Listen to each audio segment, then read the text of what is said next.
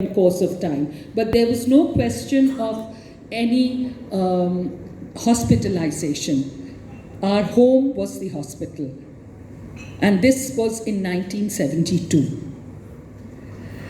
And I remember that's what, and to me, stroke was something that did not kill you, that made you immobile. And I've always been scared of that. And I remember as a child, my mother would say that don't eat on the bed. If you do, and then you'll have to spend time on the bed eating when you grow old and when you have a stroke. But that's probably not true. But at that point of time, we were not really aware.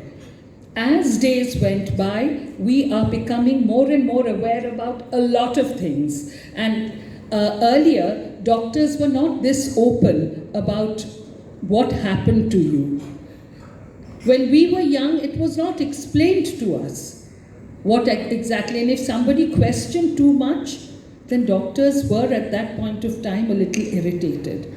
Even with my eye, I remember the person, he was a very good doctor, I won't name him, but we were all scared of him because we couldn't question him. But today the world has changed. We can ask questions, and we have the right to know what has happened to us and what the diagnosis or prognosis is. We have a right to know that, and we have a right to know what could happen and how we can be treated.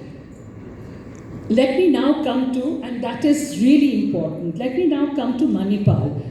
I heard about Manipal as a point where it was, which had educational institutions. It was quite famous in the 90s because a lot of people from Kolkata went to study there, especially engineering, medicine. And in course of time, I got to know about Manipal being also a center for medical facilities. The fact that you have come here and are taking on administration, that is really helpful and hopeful, but a hospital depends, or any institution. You may have the best of machines, but the man behind the machine is very important. And I am looking forward to Manipal having experts who would help us in times of disaster, stroke.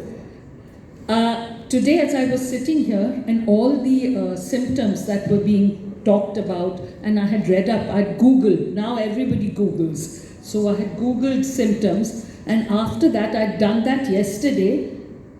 After that, I felt a little giddy. Then I lay down and I was okay. I felt a little, I have a problem as it is because I'm a polio survivor, so I have a foot drop. So I often have problems with my walking, but I've got over that. And speech, you can see there is no problem. I could keep talking. So when I told my brother, do you think it could be something like this? So he said, no, it's not that. Don't think too much, but if it really happens, you'd really know. So therefore, one has to be aware, but not too aware that every little bit should give you a warning. You should be aware to the point where you understand that it's for sure. It's not just the mind, it's actually the internal mind which is giving you signs, not your imagination. Now that difference we have to make, and that is what is important.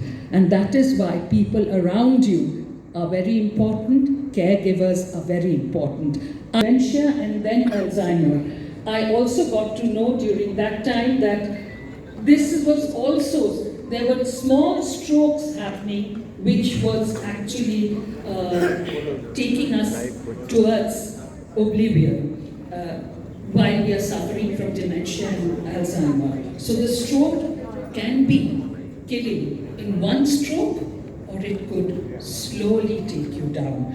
We have to be aware of both stages and work towards that. Thank you, Manipal, for hospitals and all the doctors here. I feel a little more relieved that I have a place to go if I have a problem. Thank you.